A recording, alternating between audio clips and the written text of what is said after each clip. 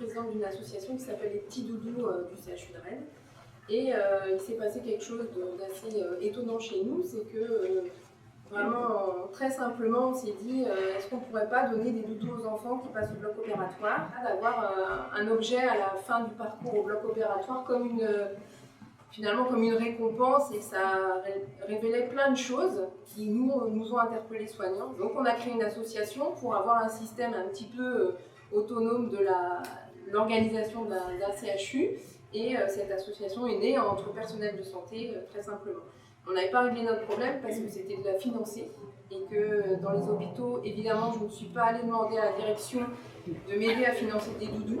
On s'est dit, il faut qu'on se débrouille, il faut trouver de l'argent. Et là, on a fait des poubelles.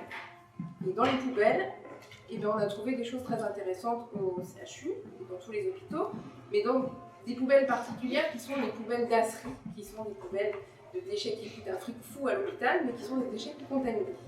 Et dans ces poubelles, spontanément, on a regardé ce qu'il y avait dedans, et lors d'une intervention dans une salle d'opération, j'ai vu le chirurgien jeter un fil de bistouri électrique à usage unique. Et il partait dans un circuit de déchets contaminés. En fait, ce fil, si on le prenait et qu'on regardait ce qu'il y avait dedans, il y avait du cuivre.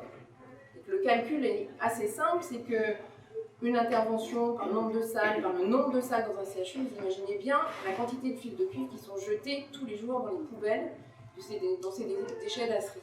Donc en fait, on s'est mis à rédiger un protocole avec les instances et à réfléchir à la manière dont on le sortait. Parce qu'évidemment, sortir un déchet d'asserie de l'hôpital, on ne le fait pas n'importe comment.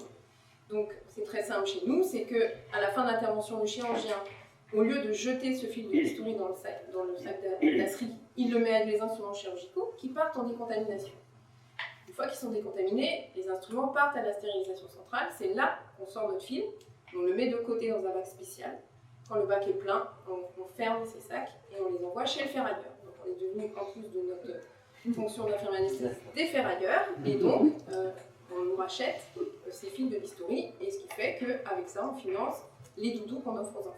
Alors, plus d'1 tonne de fils de bistouri par an, et on s'est mis maintenant à faire autre chose, c'est qu'on s'est diversifié, on fait de l'inox. L'inox, c'est les lames d'intubation.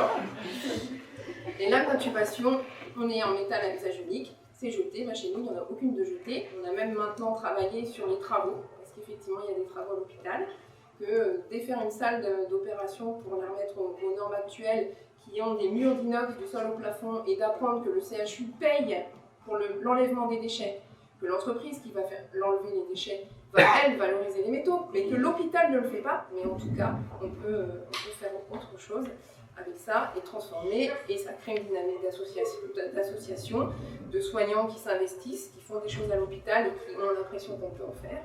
Et nous, on est dans cette dynamique autour de ce projet qui est parti d'un seul fil de bistouri électrique. Énorme, non?